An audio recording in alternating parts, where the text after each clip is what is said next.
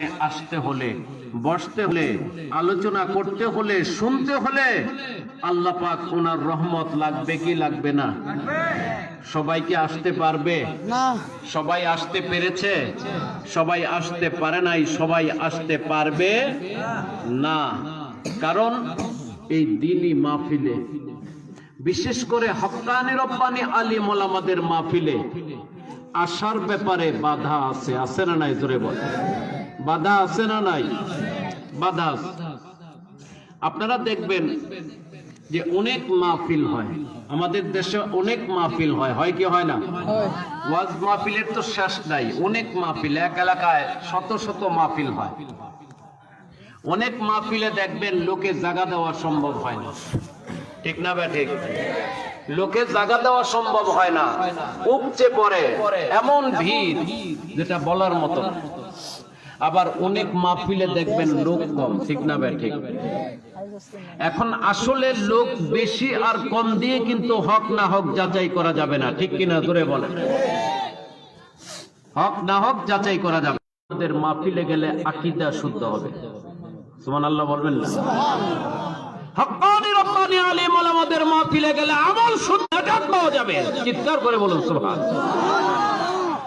আর দুনিয়াদার ভণ্ড প্রতারকদের মাহফিলে গেলে ঈমান নষ্ট হবে, ঠিক না? ভুল বললাম?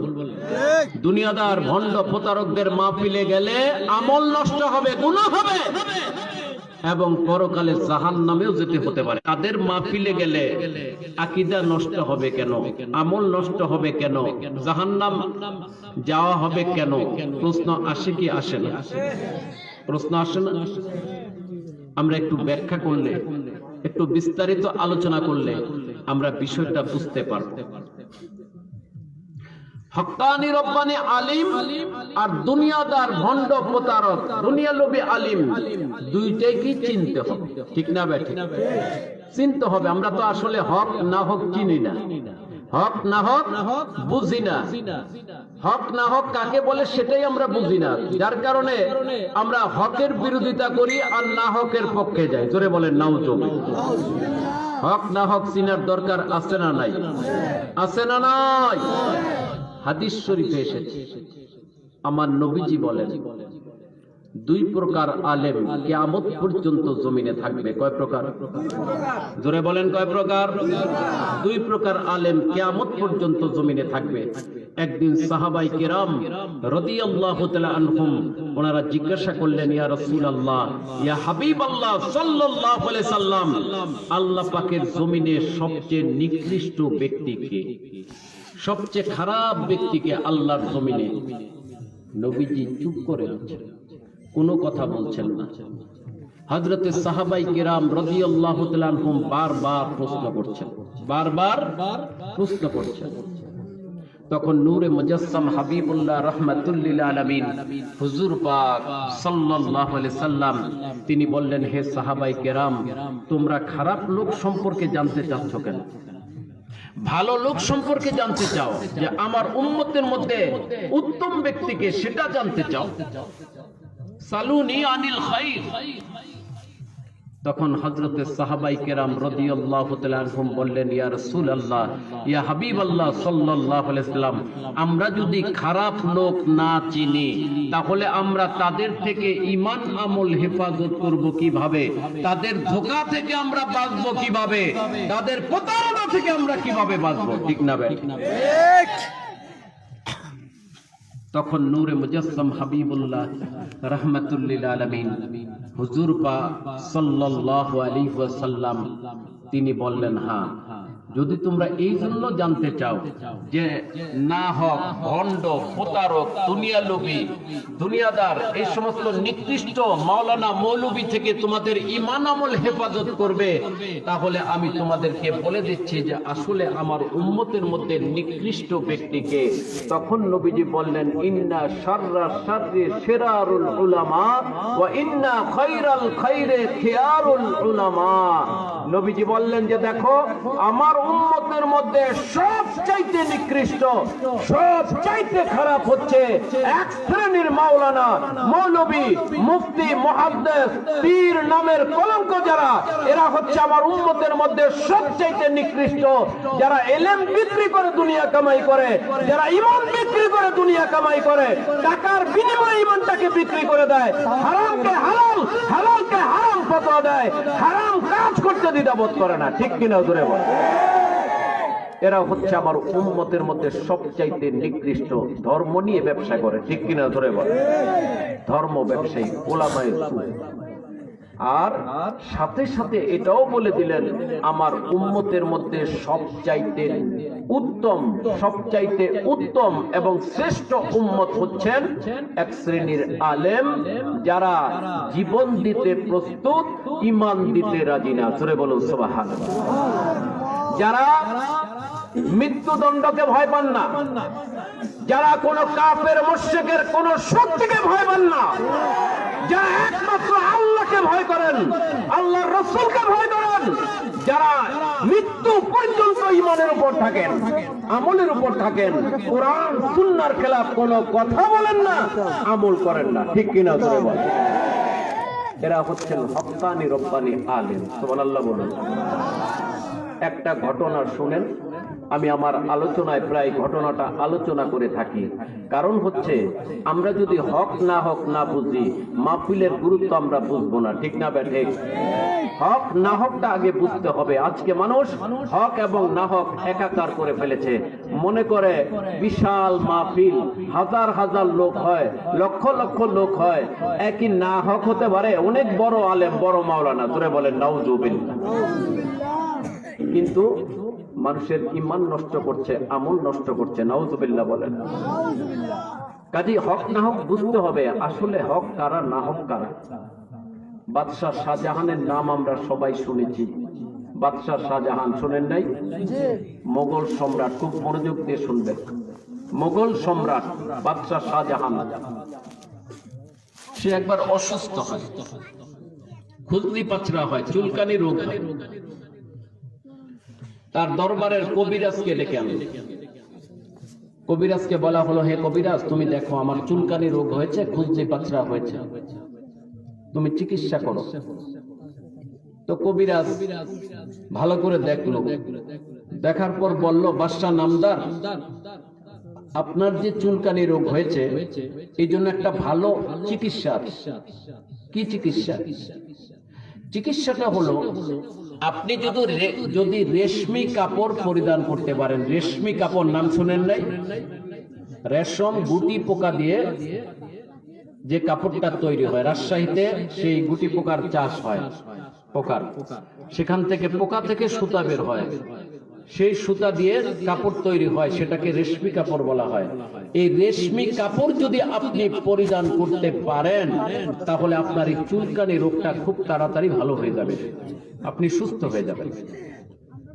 তা বাদশাহ শাহজাহান বলল, তুমি রেশমি কাপড় পরিধান করতে বলছো, অথচ আমি জানি ইসলামী শরীয়তে পুরুষের জন্য রেশমি কাপড় পরিধান করা হারাম। আগের দিনের রাজা বাদশাহের তো কিছু ইলম কালাম ছিল, ঠিক না ঠিক? আর এখন অনেক মাওলানাই জানে না যে রেশমি কাপড় পরা হারাম, ঠিক না ঠিক? অনেক মাওলানাই জানে না। তিনটা জিনিস পুরুষের জন্য হারাম, মহিলাদের জন্য জায়েজ। কয়টা? তিনটা। ভালো করে মনে রাখবেন, তিনটা জিনিস। এক নাম্বার, স্বর্ণ ব্যবহার করা। স্বর্ণ কোন পুরুষ এক রত্তিও ব্যবহার করতে পারবে না। শুধু বয়স্ক না, শিশু বাচ্চা যারা ছেলে আছে তারাও ব্যবহার করতে পারবে না। পুরুষের জন্য স্বর্ণ ব্যবহার করা নিষেধ, মহিলাদের জন্য কি জায়েজ। দুই নাম্বার হচ্ছে লাল রঙের কাপড়, হলুদ রঙের কাপড়, জর্দা রঙের কাপড়। এই কাপড়গুলো, এই রঙের কাপড়গুলো পুরুষের জন্য নিষেধ, মহিলাদের জন্য কি? মহিলাদের জন্য কি জায়েজ। আজকাল অনেক মাওলানা আছে দেখবেন লাল রুমাল পরে, পরে কি পরে না? লাল রুমাল পরে, জানেই না যে লাল রং শরীয়তে নিষেধ, অথবা জানা থাকলে আমল নাই, ঠিক না ঠিক? তিন নাম্বার হচ্ছে রেশমি কাপড়। পুরুষের জন্য নিষেধ, মহিলাদের জন্য জায়েজ। জায়েজ। তো বাদশাহ শাহজাহান বলল, আমি এটা কিভাবে পড়বো, আমি কি এটা পড়তে পারবো? কবিরাজ বলল, আপনি এটা পড়তে পারবেন কি পারবেন না, জায়েজ কি না জায়েজ, এটা তো আমি বলতে পারবো না, এটা মুফতি সাহেব বলতে পারবে, ঠিক না ভাই? মুফতি সাহেবের কাছে জিজ্ঞাসা করে। তো বাদশার দরবারের মুফতি সাহেব ছিল। দরবারে মুফতি থাকে কি থাকে না? জোরে বলেন। প্রত্যেক দরবারে মুফতি থাকে, প্রত্যেক সরকারের অধীনে কিছু মুফতি থাকে, থাকে কি থাকে না? আলেম ওলামা মৌলবী থাকে কি থাকে না? আছে, থাকে। শাহজাহানের দরবারে মুফতিকে ডেকে আনা। মুফতি সাহেব ফতোয়া দেন। কবিরাজ বলেছে রেশমি কাপড় পরিধান করলে আমার চুলকানি রোগ, খুজলি পাথরা ভালো হবে, অ্যালার্জি ভালো হবে, আমি কি এটা পড়তে পারবো এই অবস্থায়? তো মুফতি সাহেব চিন্তা করলো, ভালো একটা সুযোগ পাওয়া গেছে, এখন যদি বাদশার মন মতো একটা ফতোয়া দিতে পারি, বাদশাকে খুশি করতে পারি, সন্তুষ্ট করতে পারি, তাহলেই তো আমার জিন্দেগি কামিয়াব। করে বলেন নাউজুবিল্লাহ। আমি যে উদ্দেশ্যে বাদশার গোলামি করতেছি, ওই উদ্দেশ্য আমার সফল হবে, আমার পকেট ভারী হবে, আমার পদ বাড়বে, আমি হয়তো মন্ত্রী হয়ে যাব, অথবা বড় মসজিদের খতিব হয়ে যাব, অথবা বড় একটা পদ পাবো, আমার নাম দাম হবে, টাকা পয়সা হবে, দুনিয়া হাসিল হবে। সরে বলেন নাউজুবিল্লাহ। এই চিন্তা করে সে বলল, বাদশাহ নামদার, আপনি এত বড় রাজ্যের বাদশাহ, আপনি যদি অসুস্থ হয়ে যান, রাজ্য তো অচল হয়ে যাবে। আপনি মাজুর, বাদশাকে মাজুর বানিয়ে ফেলবেন। আপনি মাজুর হিসেবে, অপারগ হিসেবে আপনি রেশমি কাপড় পরতে পারবেন। নাউজুবিল্লাহ বলেন। বাদশাকে মাজুর বানিয়ে হারামটাকে হালাল ফতোয়া দিয়ে দেবেন। তো বাদশা চালাক ছিল।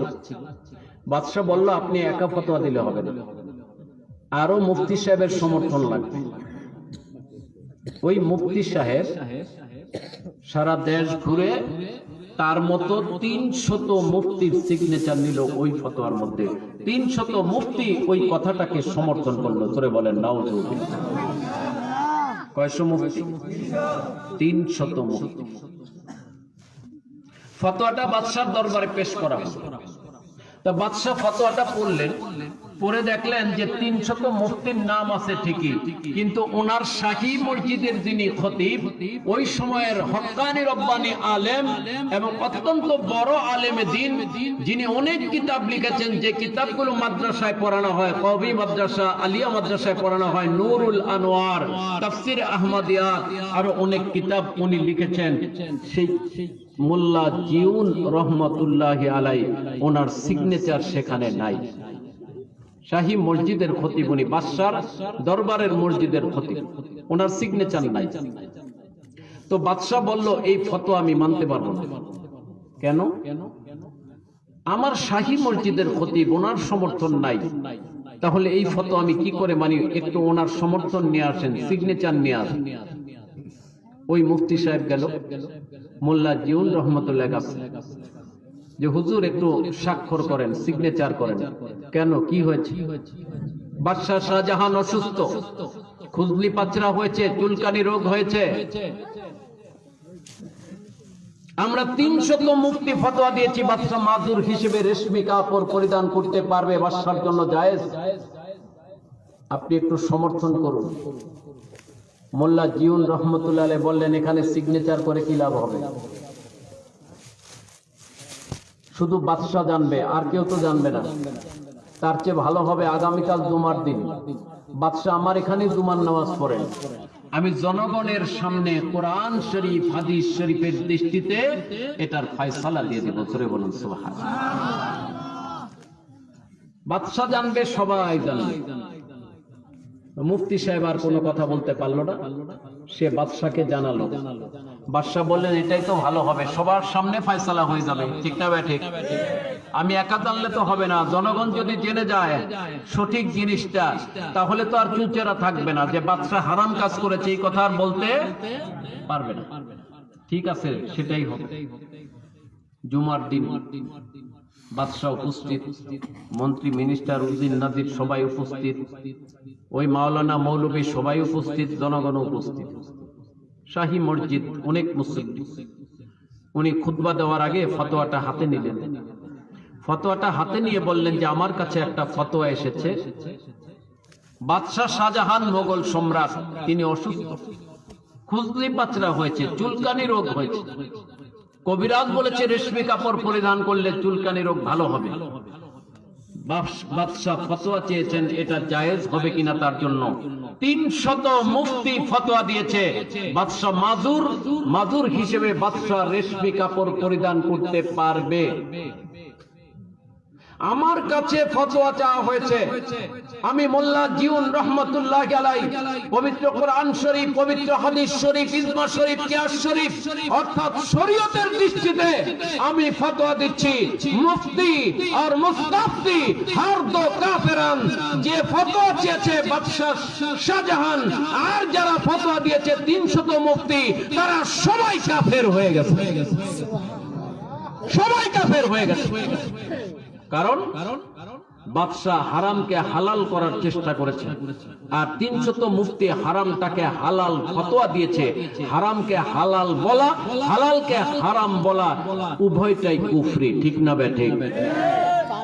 কাফের হয়ে গেছে। বাদশাহ মাজুর না। চুলকানি রোগ হলে মানুষ মারা যায় না, ঠিক না বেঠিক? চুলকানি রোগ হলে মারা যায়, চুলকানি রোগ হলে মানুষ মারা যায় না। বাদশাহ এই পর্যায়ে পৌঁছে নাই যে রেশমি কাপড় না পরলে বাদশাহ মারা যাবে, জীবনের উপর হুমকি, এমন অবস্থায় বাদশাহ পৌঁছে নাই। কাজে মাজুর বানানো হয়েছে, আসলে মাজুর না, ঠিক না বেঠিক? কাজে কুফরি হয়েছে, ফতোয়া দিয়ে দিল। তো বাদশাহ শাহজাহান নামাজ শেষ করে দরবারে চলে গেল, গোসায় ফেটে গেল। এত বড় সাহস, জনগণের সামনে আমাকে অপমান, কাফের ফতোয়া দেয়া হলো। এখনই যাও মোল্লা জিউন রহমতুল্লাহ আলাইহিকে অ্যারেস্ট করো। বাদশাহ আলমগীর তখন ছোট ছিলেন, মোল্লা জিউন রহমতুল্লাহ আলাইহির ছাত্র। উনি দৌড়ে গেলেন, ওস্তাদজি আপনাকে অ্যারেস্ট করার জন্য আব্বাজান সৈন্য পাঠাচ্ছেন। উনি বললেন তাই নাকি? সৈন্য পাঠাচ্ছেন? তোমার আব্বার সৈন্য আছে, সামন্ত আছে, অস্ত্র আছে, অনেক শক্তি দুনিয়াবি। আর আমার অস্ত্র কি জানো? আল ওযু সিলাহুল মুমিন, মুমিনের অস্ত্র হচ্ছে ওযু। জোরে বলুন সুবহানাল্লাহ। মুমিনের অস্ত্র কি? ওযু। আর আল্লাহর ওলি যারা, তাদের আরেকটা অস্ত্র আছে মুস্তাজাবুদ দাওয়া। ওনারা যখন আল্লাহর দরবারে হাত তোলেন, আল্লাহ পাক সাথে সাথে তাদের হাতকে কবুল করে নেন। জোরে বলুন সুবহানাল্লাহ। ওনাদের প্রতিটা দোয়া আল্লাহর দরবারে কবুলযোগ্য, ঠিক কিনা? জোরে বলেন। সাবধান, ওলিদের বিরুদ্ধে যাও না, ওলিদের বিরোধিতা করো না। ওলিদের বিরোধিতা করলে ধ্বংস অনিবার্য, ঠিক কিনা? ধরে বলে। কখনোই তুমি ওলিদের বিরোধিতা করে টিকে থাকতে পারবে না। কারণ বুখারী শরীফের হাদিস, মান আদালি ওয়ালিয়ান ফাকাদ আযানতুহু বিল হারব, যে ওলির বিরুদ্ধাচরণ করে আল্লাহ স্বয়ং তার বিরুদ্ধে জিহাদ ঘোষণা করেন, ঠিক কিনা? জোরে বলেন। আর আল্লাহ যদি জিহাদ ঘোষণা করেন, সে কি বাঁচতে পারবে? টিকতে পারবে? কশিন কালেও পারবে না। আল্লাহর ওলির বিরোধিতা করলে হয়তো তোমার হাত লুলা হবে না, তোমার চক্ষু অন্ধ হবে না, দুনিয়াতে তোমার কোনো ক্ষতি হবে না জাহিরি ভাবে, কিন্তু তোমার ইমানটাই নষ্ট হয়ে যাবে।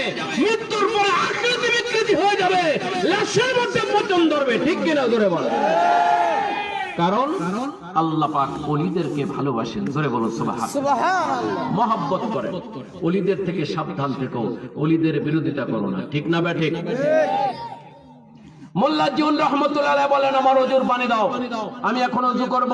ওযু করে 2 রাকাত নামাজ আদায় করে আল্লাহর দরবারে হাত তুলব। তোমার পিতার রাজ্য এখনই ধ্বংস হয়ে যাবে। বাদশাহ আলমগীর জানতেন উনি আল্লাহর ওলি, হাত তুললে রেহাই নাই। দৌড়ে গেলেন, আব্বাজান এখনো সময় আছে, মোল্লা জিউন রহমতুল্লাহ আলাইহির হাতকে ঠেকান, নচেত আপনি ধ্বংস হয়ে যাবেন। উনি তাড়াতাড়ি দৌড়ে আসলেন, হুজুর বেয়াদবি ক্ষমা চাই, বেয়াদবি হয়ে গেছে, আমি বুঝতে পারিনি, আমাকে তওবা করান। মোল্লা জিউন রহমতুল্লাহ আলাইহি বাদশাহ শাহজাহানকে তওবা করালেন। জোরে বলুন সুবহানাল্লাহ। এই যে ঘটনা আমরা শুনলাম, কি বুঝলাম? 300 মুফতি হারামটাকে হালাল ফতোয়া দিল। কেন দিল? দুনিয়াবি কিছু ফায়দা লাভ করার জন্য, বাদশাকে সন্তুষ্ট করে একটা পথ পাওয়ার জন্য, টাকার জন্য, পয়সার জন্য, ক্ষমতার জন্য। ঠিক কিনা জোরে বলে? এরা হচ্ছে দুনিয়াদার, ভণ্ড, প্রতারক, দুনিয়ালোভী, যারা দুনিয়ার সীমান্ত স্বার্থের জন্য নিজের ঈমানটাকে বিসর্জন দেয়। ঠিক কিনা জোরে বলে? এরাই দুনিয়াদার। আর মোল্লা জিউন রহমতুল্লাহ একাই হক কথা বললেন। বাদশার গ্রেফতারি পরোয়ানাকে ভয় করলেন না, উনি মোগল সম্রাট এই চিন্তা উনি করলেন না। উনি একমাত্র আল্লাহকে ভয় করেছেন, আল্লাহ নবীকে ভয় করেছেন। দুনিয়ার কোন লোভ ওনার মধ্যে ছিল না, উনি হক কথা বলেছেন। ঠিক কিনা জোরে বলেন? উনি হচ্ছেন হক্কানি রব্বানি আলেম। জোরে বলুন সুবহানাল্লাহ। আরো জোরে বলুন সুবহানাল্লাহ। রাজারবাগ শরীফের মামদু মুর্শিদ কিবলা, উনি হচ্ছেন হক্কানি রব্বানি আলিম, আল্লাহর ওলি, জমানার মুজাদ্দিদ। জোরে বলুন সুবহানাল্লাহ। ঠিক না ব্যাঠে? কারণ উনি একমাত্র আল্লাহকে ভয় করেন, রাসূলকে ভয় করেন, দ্বিতীয় আর তৃতীয় কাউকে উনি ভয় করেন। তার অনেক প্রমাণ আপনারা জানেন যে গত তত্ত্বাবধায়ক সরকার ছিল ফখরুদ্দিনের সরকার। ঠিক না ব্যাঠে? এই ফখরুদ্দিনের সরকারের সময় একটা আইন জারি করে যে ছবির বিরুদ্ধে কেউ কথা বলতে পারবে না। ছবি তোলা হারাম এই কথা বলা যাবে না, কারণ আইডি কার্ডের জন্য ছবি তুলতে হবে, এই জন্য ছবির বিরুদ্ধে বলা যাবে না। যদি ছবির বিরুদ্ধে কেউ কথা বলে তার জেল হবে, জরিমানা হবে। নির্বাচন কমিশনার এই আইনটা জারি করল। ঠিক না বেটি? কোন পক্ষ থেকে এর প্রতিবাদ করা হলো না, বরং কিছু দুনিয়াদার ভণ্ড প্রতারক মাওলানা মৌলবী নির্বাচন কমিশনারের সাথে দেখা করে বলল, আপনি একটা ভালো আইন জারি করেছেন। ধরে বলেন নাউজুবিল্লাহ। ভালো আইন জারি করেছে। একমাত্র রাজারবাগ শরীফের মামদু মুর্শিদ কিবলা পরের দিন দৈনিক আল ইসলামে ব্যানার হেডিং দিলেন যে হে নির্বাচন কমিশনার, তোমাকে নির্বাচন করার জন্য বসানো হয়েছে, তোমাকে ইসলামের বিরুদ্ধে ফতোয়া দেওয়ার জন্য তোমাকে বসানো হয় নাই। ইসলামের ছবি তোলা হারাম, আমরা কিয়ামত পর্যন্ত এটা বলে যাব, যেহেতু এটা কোরআন হাদিসের কথা। ঠিক কিনা জোরে বলে? এটা বাধা দেওয়ার কেউ নাই, উনি একমাত্র এটার বিরুদ্ধে বললেন। জোরে বলুন সুবহানাল্লাহ। তাহলে হক কথা যারা ওলি আল্লাহ, তারা কাউকে ভয় করেন না। ঠিক কিনা জোরে বলেন? এই করোনার সময় কত কিছু বললো, কত কিছু, কিন্তু রাজারবাগের পীর সাহেব কিবলা একাই কিন্তু এর বিরুদ্ধে বললেন। জোরে বলুন সুবহানাল্লাহ। হক কথা বললেন। কাজে হক্কানি রব্বানি যারা আলেম, তারা মূলত কোরআন হাদিসের বাইরে কথা বলবেন না, কোরআন হাদিস মোতাবেক চলবেন। আর যারা দুনিয়াদার ভণ্ড প্রতারক, তারা মন গড়া কথা বলবে, মন গড়া আমল করবে। ঠিক না বে ঠিক? এখন এই দুনিয়াদার ভণ্ড প্রতারকদের মাহফিলে গেলে আকীদা নষ্ট হবে, আমল নষ্ট হবে। কেন? আপনারা দেখবেন যে ওই মাহফিলে গেলে বক্তা আগেই উঠে, অনেক মাহফিল আছে, বলবে যে আমার নবীজি তার মতো সাধারণ মানুষ। জোরে বলেন নাউজুবিল্লাহ। বলে কি বলে না? যে নবী নাকি তার মতো সাধারণ মানুষ। আমার নবী যে হাজির নাজির না, গায়েব জানেন না। বলে কি বলে না? জোরে বলে। মাটির তৈরি। আবার বলে উম্মুল মুমিনিন, ওনারা নাকি সতীনের মতো চুলাচুলি করেছেন। জোরে বলে নাউজুবিল্লাহ। বলে কি বলে না? আবার বলে আমার নবীজির পিতা মাতা নাকি জাহান্নামী। জোরে বলেন নাউজুবিল্লাহ। আরো জোরে বলেন নাউজুবিল্লাহ। এই ধরনের কথা বললে কি ঈমান থাকবে? এই ধরনের মাহফিলে গেলে ঈমান থাকবে? আবার দেখবেন মাহফিলে যাওয়ার পরে একটা প্রজেক্টর লাগায় রাখছে, ভিডিও করতেছে, ছবি তুলতেছে। ঠিক না বে ঠিক? ভিডিও করে ছবি তোলে। এখন ইসলামের ছবি তোলা হারাম, সে ছবি তুলতেছে বক্তা এক নাম্বার, আবার বক্তাকে মহিলাকে দেখাচ্ছে। জোরে বলেন নাউজুবিল্লাহ। বেপরদার গুনাহ হচ্ছে। ঠিক কিনা জোরে বলেন? মাহফিলে যাবেন নেকির জন্য, কিন্তু দেখা যাচ্ছে গুনাহ হচ্ছে। ঠিক কিনা জোরে বলেন? এখন এই ধরনের মাহফিলে কিন্তু ইবলিস শয়তান জোর করাই ঢুকায় দিবে। ঠিক কিনা জোরে বলেন? জোর করে ঢুকায় দিবে, যায় মাহফিলে। কারণ এই মাহফিলে গেলে ঈমান নষ্ট হবে, এই মাহফিলে গেলে গুনাহ হবে, আমল নষ্ট হবে। ঠিক কিনা জোরে বলেন? সেখানে লোকের অভাব পাবেন না। কিন্তু হক্কানি রব্বানি আলিম উলামাদের মাহফিলে ইবলিস বাধা দেয়। দেয় কি দেয় না? দেয় কি দেয় না? ইবলিসের বাধা হচ্ছে সবচেয়ে বড় বাধা এই মাহফিলে আসার ব্যাপারে, দ্বীনি মাহফিলে আসার ব্যাপারে। কারণ হাদিস শরীফে আছে ইবলিসের মজলিস বসে পানির উপরে। কোথায়? পানির উপরে ইবলিসের মজলিস বসে। প্রতিদিন ইবলিসের চেলারা যে কাজগুলো করে সেগুলোর হিসাব নেয় ইবলিস। তা একদিন মজলিস হচ্ছিল, ইবলিস তার চেলাদের কাছ থেকে হিসাব নিচ্ছে। খুব মনোযোগ দিয়ে শুনবেন, চেলাদের কাছ থেকে হিসাব নিচ্ছে, এই তুই কি করেছিস? একজন চেলা দাঁড়ায় বলল, ওস্তাদ, আমি আজকে স্বামী স্ত্রীর মধ্যে এমন ঝগড়া লাগিয়েছি, স্বামী স্ত্রী ঝগড়ার এক পর্যায়ে স্বামী স্ত্রীকে তালাক দিয়ে দিয়েছে। ধরে বলেন নাউজুবিল্লাহ। স্বামী স্ত্রী ঝগড়া করে তালাক দিয়ে দিয়েছে, অর্থাৎ তাদের সংসারটা আমি নষ্ট করে দিয়েছি। নাউজুবিল্লাহ। এই ফিতনাগুলো কে করে? ধরে বলেন কে? ইবলিস। আজকে দেখবেন কথায় কথায় তালাক, উঠতে তালাক, বসতে তালাক। আরে তালাক আল্লাহ পাক ওনার হাবিব বলেছেন, আবগাদুল হালাল ইনদাল্লাহি তালাক। আল্লাহ পাকের কাছে সবচাইতে অপছন্দনীয়, হালালের মধ্যে অপছন্দনীয় হচ্ছে তালাক। ঠিক না বে ঠিক? তালাক দেওয়ার অধিকার ইসলাম দিয়েছে, কিন্তু যখন তখন আপনার ইচ্ছা মতো যখন মন চাইবে আপনি তালাক দিয়ে দিবেন, এই অধিকার কিন্তু আল্লাহ দেন নাই। ঠিক না বে ঠিক? স্বামী স্ত্রীর মধ্যে ঝগড়া হতে পারে, স্বামী স্ত্রীর মধ্যে মনোমালিন্য হতে পারে। মনোমালিন্য হলে তালাক দিতে হবে? হ্যাঁ, আপনার রাগ হয়েছে, আপনি ঘর থেকে বের হয়ে যান, মাথা ঠান্ডা হলে ঘরে আসেন, কথায় কথায় তালাক দিবেন না। তালাক দেওয়ার পরে আবার আসে হুজুরের কাছে, হুজুর আমি তো তালাক দিয়ে দিয়েছি, আমার 2টা সন্তান আছে, 3টা সন্তান আছে, এখন কি করা যায়? এখন তালাক দেওয়ার পরে আসলে কোনো লাভ হবে? আগেই তো চিন্তা করা উচিত ছিল যে আমার সংসার আছে, আমার সন্তান আছে, আমি তালাক দিয়ে দিই। একটা সাধারণ বিষয় নিয়ে তালাক দিয়ে দিলেন, এটা ইসলাম সমর্থন করে না। ঠিক না ভাই? ঠিক। এগুলো ইবলিসের কাজ, সমাজে ফিতনা সৃষ্টি করা।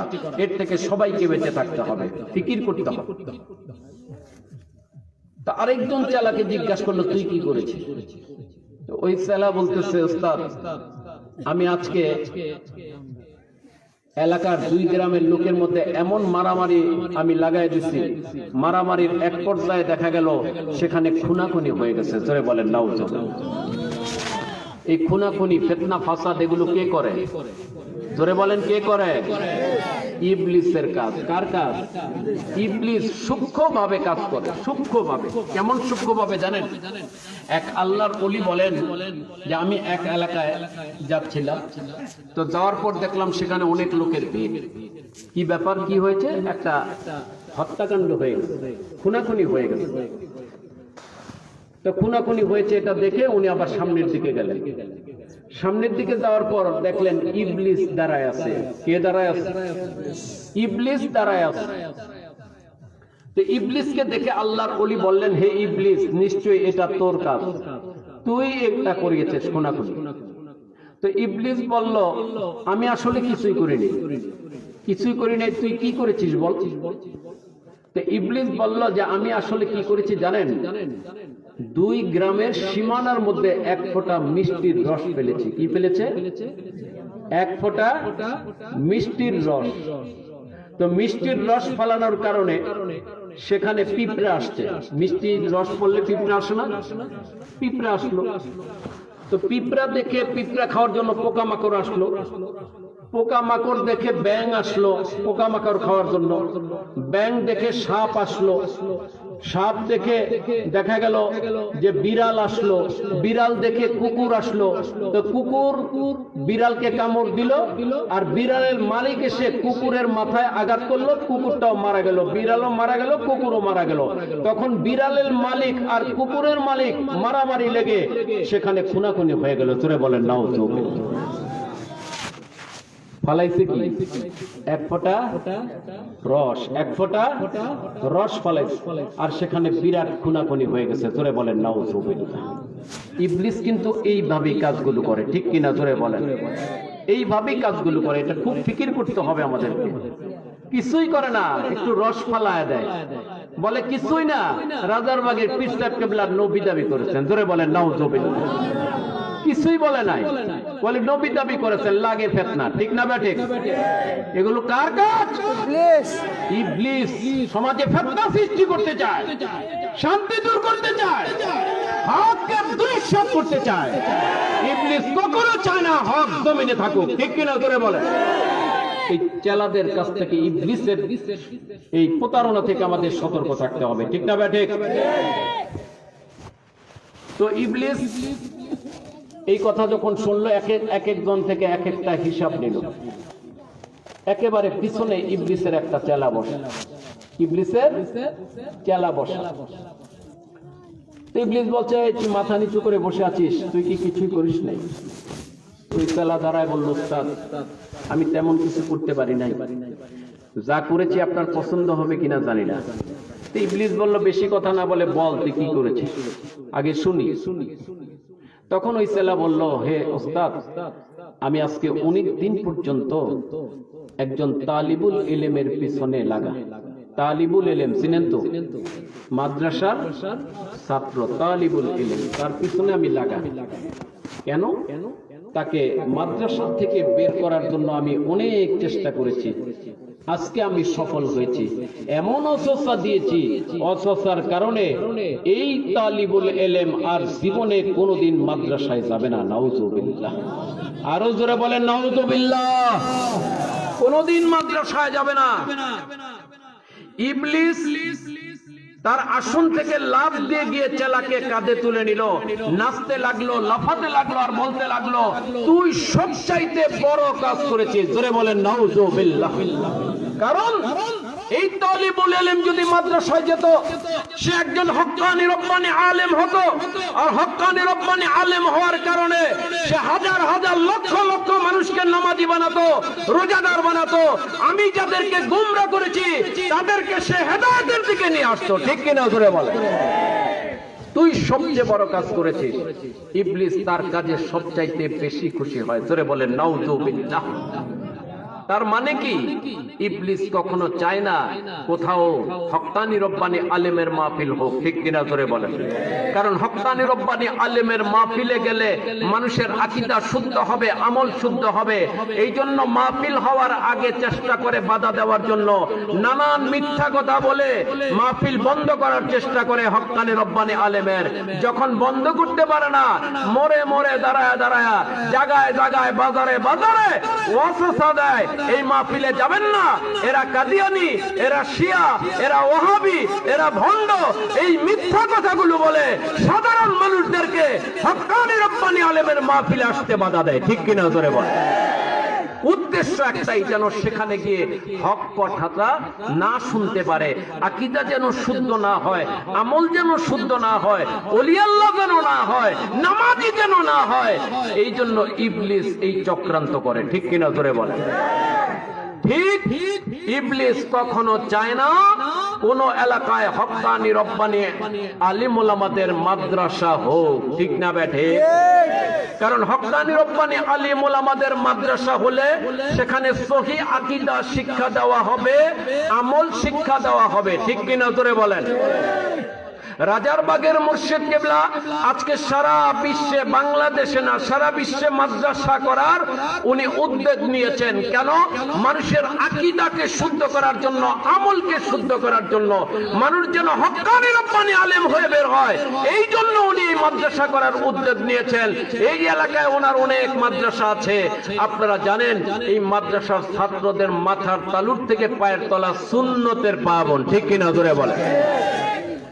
অন্য মাদ্রাসাগুলো দেখেন আর এই মাদ্রাসা দেখেন, এখানে সহিহ আহলে সুন্নাত ওয়াল জামাতের আকীদা শিক্ষা দেওয়া হয়। সুবহানাল্লাহ বলুন। সুন্নতের পরিপূর্ণ আমল শিক্ষা দেওয়া হয়। এখানে কোনো টেলিভিশন নাই, গান বাজনা নাই, ছবি নাই, খেলাধুলা নাই, সম্পূর্ণ শরীয়ত মোতাবেক পরিচালিত হয়, ঠিক কিনা ধরে বলেন? ইবলিস কি চায় এই হক মাদ্রাসা থাকুক? এটা কি ইবলিস চাবে? ইবলিস চাবে? ইবলিস এই জন্যই এই ফিতনাগুলো সৃষ্টি করছে, যাতে করে এই হক মাদ্রাসা এখানে না থাকে। জোরে বলেন নাউযুবিল্লাহ। আরো জোরে বলেন নাউযুবিল্লাহ। কিন্তু আল্লাহ পাক যদি রাখেন, পৃথিবীর কোন বাতিল ফিরকার কোন ক্ষমতা নাই এই মাদ্রাসা জমিন থেকে তুলে দেয়, ঠিক কিনা জোরে বলেন? আহলে সুন্নাত ওয়াল জামাতের যারা অনুসারী, আহলে সুন্নাত ওয়াল জামাতের যারা আশিক, নবীর যারা আশিক, তারা জীবনের শেষ রক্তবিন্দু দিয়ে হলেও এই সুন্নি মাদ্রাসাকে জমিনে কায়েম রাখবে, ঠিক কিনা বলেন? তাকবীর, নারে তাকবীর।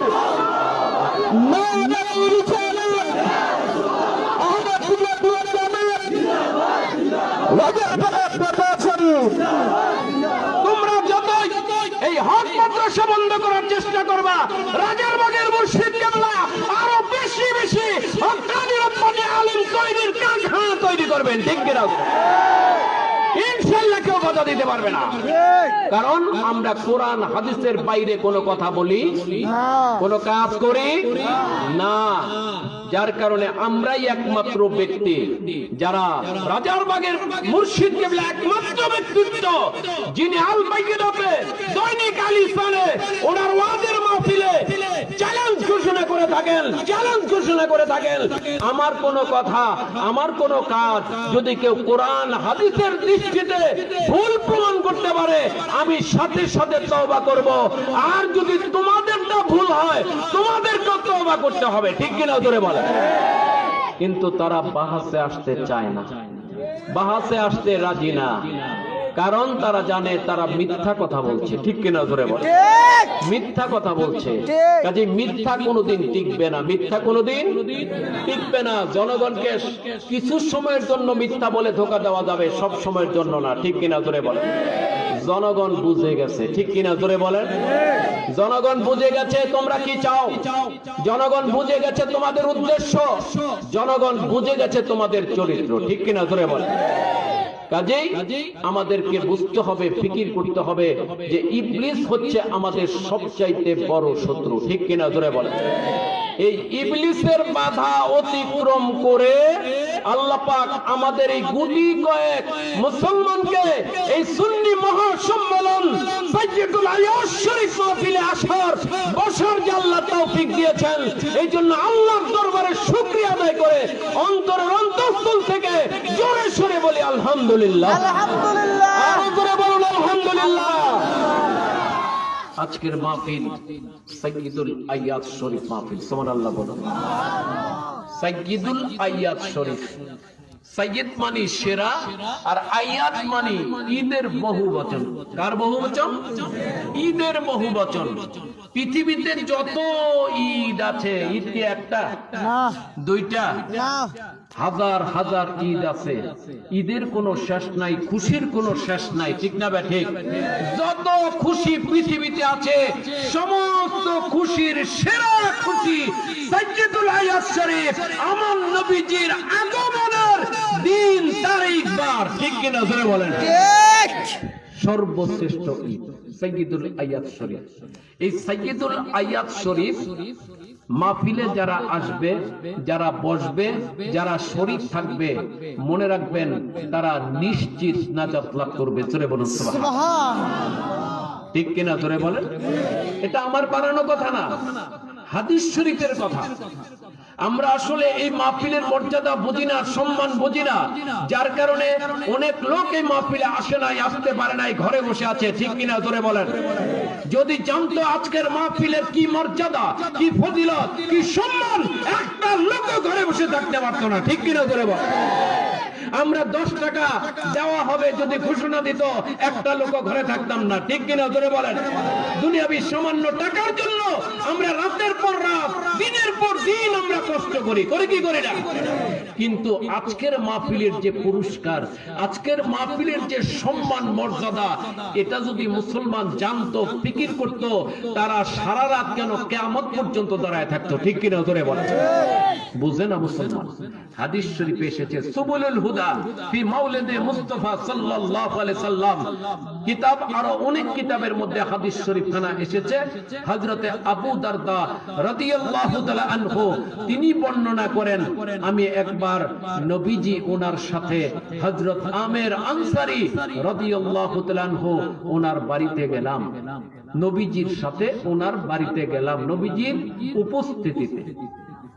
আমের আনসারী রাদিয়াল্লাহু আনহু বাড়িতে আমরা গিয়ে দেখলাম হযরত আমের আনসারী রাদিয়াল্লাহু তাআলা আনহু উনি এলাকাবাসীকে ওনার ঘরে দাওয়াত করলেন, প্রতিবেশীকে দাওয়াত করলেন, আত্মীয় স্বজনকে দাওয়াত করে জমা করলেন, সুবহানাল্লাহ বলুন। জমা করে কি করলেন? উনি সাইয়্যিদুল আয়াত শরীফ পালন করলেন, ঈদে মিলাদে হাবিবুল্লাহ, ঈদে মিলাদুন নবী সাল্লাল্লাহু আলাইহি ওয়াসাল্লাম পালন করলেন, সুবহানাল্লাহ বলুন। আজকে একদল আছে বলে এই ঈদে মিলাদুন নবী আবার কোথা থেকে আসলো, সাইয়্যিদুল আয়াত শরীফ কোথা থেকে আসলো? আমার নবীজির জমানায় নাকি সাইয়্যিদুল আয়াত ছিল না, সাহাবায়ে কেরামের জমানায় নাকি সাইয়্যিদুল আয়াত ছিল না? জোরে বলেন নাউযুবিল্লাহ, আরো জোরে বলেন নাউযুবিল্লাহ। স্পষ্ট মিথ্যা কথা, স্পষ্ট মিথ্যা কথা। তারা মানুষদেরকে ঈদে মিলাদে হাবিবুল্লাহ সাইয়্যিদুল আয়াত শরীফ থেকে ফিরানোর জন্য মিথ্যা কথাগুলো বলে, ঠিক কিনা জোরে বলে? স্বয়ং নবীজির উপস্থিতিতে, নবীজির জমানায় হযরত সাহাবায়ে কেরাম ওনারা পবিত্র ঈদে মিলাদে হাবিবুল্লাহ সাইয়্যিদুল আয়াত শরীফ পালন করেছেন। চিৎকার করে বলুন সুবহানাল্লাহ, আরো করে বলুন সুবহানাল্লাহ। এই হাদিস শরীফ তার প্রমাণ। আমরা আজকে সাইয়্যিদুল আয়াত শরীফ পালন করার জন্য এলাকাবাসীকে দাওয়াত করে জমা করেছি, ঠিক না বেটি? ওনারাও দাওয়াত করে বাড়িতে জমা করলেন।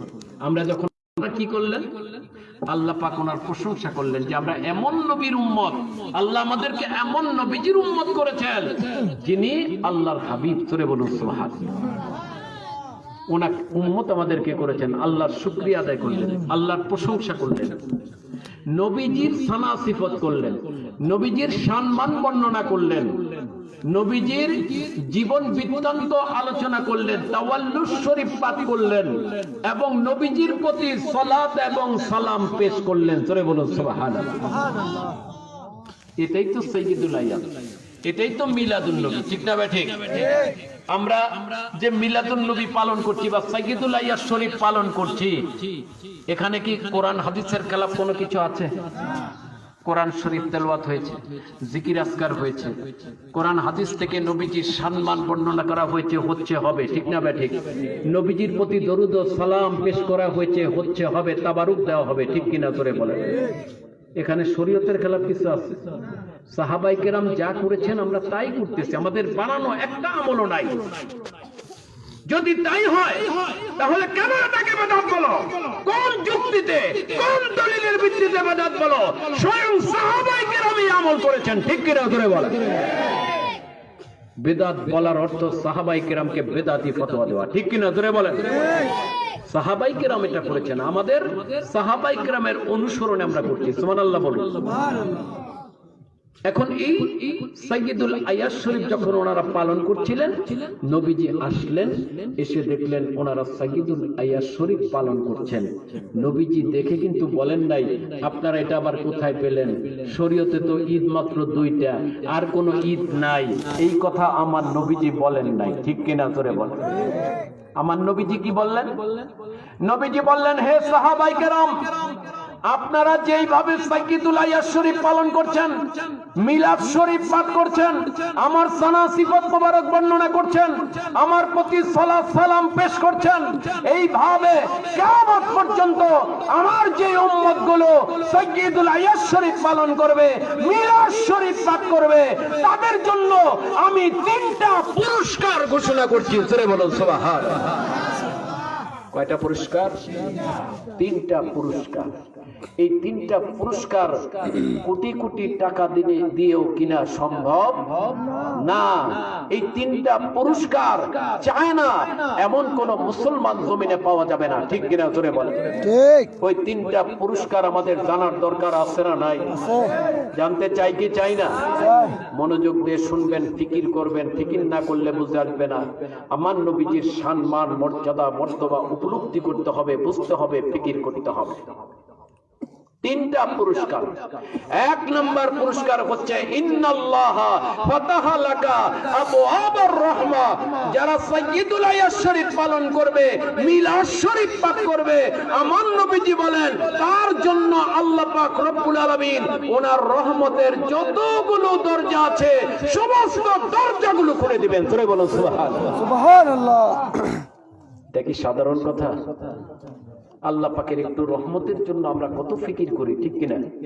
কত চেষ্টা করি। রহমত চাই কি চাই না? চাই। আল্লাহর রহমত ছাড়া তো কিছুই হয় না, হবে না। তা এই যে রহমতের যতগুলো দরজা আছে, বাবুন এক বচন, আবওয়াব বহু বচন, আবওয়াবুর রহমা, আল্লাহর যতগুলো রহমতের দরজা আছে সমস্ত দরজাগুলো তার জন্য খুলে দেওয়া হয়। সুবহানাল্লাহ। আচ্ছা বলেন তো, যখন রহমতের দরজা খুলে যায় সেখানে কি গজব থাকতে পারে? গজব থাকতে পারে, আযাব থাকতে পারে, অশান্তি থাকতে পারে। এই জন্য আল্লামা জালালউদ্দিন সুয়ুতী রাহমাতুল্লাহি আলাইহি, যিনি মুসলমান আলেমদের মধ্যে সবচেয়ে বেশি কিতাব লিখেছেন, যিনি সুলতানুল আরিফিন ছিলেন, যিনি ওনার জমানার মুজাদ্দিদ ছিলেন, ওনার কিতাবের মধ্যে উনি স্পষ্টভাবে উল্লেখ করেছেন, যেই এলাকায়, যেই জায়গায়, যেই স্থানে, যেই ঘরে আমার নবীর মিলাদ শরীফ পাঠ করা হয়, সাইয়্যিদুল আয়াত শরীফ পালন হয়, উদযাপিত হয়, ওই জায়গায়, ওই এলাকায়, ওই স্থানে, ওই ঘরে কখনো আল্লাহর গজব নাযিল হবে না, কখনো অগ্নিকাণ্ড ঘটবে না, কখনো বিপদ আপদ আসবে না, অসুখ বিসুখ বালা মুসিবত থাকবে না, অভাব অনটন থাকবে না। জোরে বলুন সুবহানাল্লাহ। কারণ যেখানে মিলাদ শরীফ হয় সেখানে রহমতের দরজা খুলে যায়। সুবহানাল্লাহ। এই পুরস্কার আমরা চাই কি চাই না? চাই না এমন লোক আছে? আছে? নাই। যারা ঘরে বসে আছে তারা কি এই পুরস্কারটা পাবে? আজকে পাবে না। কোটি টাকা দিয়েও এই পুরস্কার পাওয়া যাবে না। ঠিক কিনা? জোরে বলেন। ঠিক। 2 নম্বর পুরস্কার, ওয়াল মালাইকাতু কুল্লুহুম ইস্তাগফিরুনা লাক। আল্লাহ পাক ওনার রহমত যত ফেরেশতা আছেন, আল্লাহ পাক ওনার যত ফেরেশতা আছেন, ওনার ফেরেশতা কয়জন? 10 জন, 20 জন, 100 জন? অসংখ্য অগণিত ফেরেশতা, যার কোনো হিসাব নাই। ঠিক না বে ঠিক? আল্লাহ পাক ওনার সমস্ত ফেরেশতা আলাইহিমুস সালাম, ওনারা যারা মিলাদ শরীফ পাঠ করে, সাইয়্যিদুল আয়াত শরীফ মাহফিল করে, তাদের জন্য ক্ষমা প্রার্থনা করেন। জোরে বলুন সুবহানাল্লাহ। আর ওনারা ক্ষমা প্রার্থনা করলে আল্লাহ ক্ষমা করেন কি করেন না? করেন। আল্লাহ ওনাদের এই ক্ষমা প্রার্থনা কবুল করে, যারা সাইয়্যিদুল আয়াত পালন করে, মিলাদ শরীফ পাঠ করে, তাদের আল্লাহ ক্ষমা করে দেন। জোরে বলুন সুবহানাল্লাহ। সুবহানাল্লাহ। গুনাহগুলো আল্লাহ মাফ করে দেন। 3 নম্বর পুরস্কার, গুরুত্বপূর্ণ পুরস্কার, নবীজি ইরশাদ মোবারক করেন, মান ফাআলা ফিলাকা নাজা নাজাতাকা। আপনারা যেভাবে সাইয়্যিদুল আয়াত শরীফ পালন করছেন, এইভাবে কিয়ামত পর্যন্ত আমার যে উম্মতগুলো সাইয়্যিদুল আয়াত শরীফ পালন করবে, আপনারা যেভাবে নাজাত লাভ করেছেন, তারাও সেইভাবেই নাজাত পাবে। জোরে বলুন সুবহানাল্লাহ। আরো জোরে বলুন সুবহানাল্লাহ। তারা সেইভাবেই নাজাত পাবে। কারণ রাদিয়াল্লাহু আনহুম ওয়া রাদু আন, আল্লাহ পাক ওনাদের প্রতি সন্তুষ্ট। আর সাহাবায়ে কেরামকে যারা অনুসরণ করে, তাদের প্রতিও আল্লাহ সন্তুষ্ট। সুবহানাল্লাহ। ঠিক না ঠিক? ঠিক। তাহলে সাইয়্যিদুল আয়াত শরীফ পালন করলে রহমতের দরজা খুলে যাবে, জীবনের গুনাহগুলো মাফ হবে, এমনকি সাহাবায়ে কেরামের মতো নাজাত লাভ করা যাবে। জোরে বলুন সুবহানাল্লাহ। সুবহানাল্লাহ। সেই সাইয়্যিদুল আয়াত শরীফ মাহফিলে আল্লাহ পাক আমাদেরকে আসার বসার তৌফিক দান করেছেন, মাহফিল আয়োজন করার তৌফিক দান করেছেন। এটা কিন্তু সাধারণ কথা না। কারণ এই মাহফিল আখিরি নবী রাহমাতুল লিল আলামিন হুজুর পাক সাল্লাল্লাহু আলাইহি ওয়াসাল্লাম ওনার শানে, ওনার মহব্বতে, ঠিক কিনা জোরে বলেন, ওনার শানে, ওনার মহব্বতে, ওনার মহব্বতে যদি কেউ সামান্য আমল করে, সে যদি কাফেরও হয়, আমার আল্লাহ তার বদলা দিয়ে দেন। জোরে বলুন সুবহানাল্লাহ। ঠিক কিনা জোরে বলেন। ঠিক। একটা কাফেরও যদি আমার নবীজির মহব্বতে, নবীজিকে সম্মান করে, মহব্বত করে কোনো আমল করে, ওই কাফেরকেও আমার আল্লাহ বদলা দেন। দেন কি দেন না? এটা বুখারী শরীফের হাদিস। আমরা সবাই জানি জাহান্নামে সবচাইতে কম শাস্তি হবে কার জানেন? জাহান্নামে সবচাইতে কম শাস্তি হবে আবু তালিবের। কার? আবু তালিব। আবু তালিব কে ছিল? নবীজির চাচা। নবীজির চাচা আবু তালিব। জাহান্নামে তার সবচেয়ে কম শাস্তি হবে। একজোড়া আগুনের জুতা পরিয়ে দেওয়া হবে। ওই আগুনের জুতার কারণে মাথার মগজগুলো টকবক করতে থাকবে। এটা হচ্ছে জাহান্নামের সবচেয়ে কম শাস্তি। এটা আবু তালিবের জন্য বরাদ্দ। কেন? আবু তালিব তো ইসলাম গ্রহণ করে নাই, মুসলমান হয় নাই। ঠিক না ঠিক? তাহলে তার জাহান্নামের শাস্তি কমলো কেন? জানার দরকার আছে না নাই? মুসলমান জানে না, আমার নবীর সম্মান মর্যাদা মর্তবা মুসলমান বোঝে না, না বোঝার কারণে তারা বলে নবীজি তার মতো, ঠিক কিনা জোরে বলেন? কশিন কালো না। আমার নবীজির সম্মান মর্যাদা কতটুকু আমার আল্লাহ তা প্রমাণ করে দিয়েছেন যে আবু তালেব ইসলাম গ্রহণ করে নাই, তারপর জাহান্নামে সবচেয়ে কম শাস্তি হবে তার। কেন? কারণ আবু তালেব আমার নবীজির খেদমত করেছিল 42 বছর, ঠিক কিনা জোরে বলেন? 42 বছর আমার নবীজির খেদমত করেছে, কাফেরদের থেকে হেফাজত করেছে, ঠিক কিনা জোরে বলেন? জুলুম নির্যাতন থেকে হেফাজত করেছে আবু তালেব। নবীজিকে ব্যবসায় নিয়ে গেছে সিরিয়ায়, সাথে নিয়ে গেছে, সব সময় নবীজিকে দেখে শুনে রাখতো। এই কারণে আল্লাহ পাক এই আবু তালেবকে বদলাটা দিয়ে দিলেন, জোরে বলুন সুবহানাল্লাহ। একটা কাফের মুসলমান না, সে যদি আমার নবীজিকে খেদমত করার কারণে মহব্বত করার কারণে বদলা পায়, আমরা মুসলমান হয়ে যদি মহব্বত করি বদলা পাবো না? পাবো। জোরে বলেন পাবো না? পাবো। দ্বিতীয় উদাহরণ নেন, বুখারী শরীফের হাদিস। আবু লাহাব কাট্টা কাফের, চির জাহান্নামী। সূরা লাহাব নাজিল হয়ে গেল, তাব্বাত ইয়াদা আবি লাহাবিন ওয়া তাব। আবু লাহাব ধ্বংস, তার 2 হাত ধ্বংস, তার স্ত্রী সন্তান ধন সম্পদ সব ধ্বংস, ঠিক কিনা? এই আবু লাহাব তাকে স্বপ্নে দেখলেন নবীজির চাচা হযরত আব্বাস আলাইহিস সালাম। স্বপ্নে দেখে জিজ্ঞাসা করলেন, আবু লাহাব তোর কি অবস্থা? আবু লাহাব বলল, আমার তো কঠিন অবস্থা। কেন? আমার গোত্রে আখিরি নবী আসলেন, অথচ আমি ঈমান আনতে পারলাম না, মুসলমান হতে পারলাম না, এই জন্য আমার জন্য খুব আফসোস। কিন্তু এরপরও আমার জন্য একটা সুসংবাদ আছে। কি আছে? হাদিস শরীফে ঠিক এই কথাটা এসেছে, আমার জন্য একটা সুসংবাদ আছে।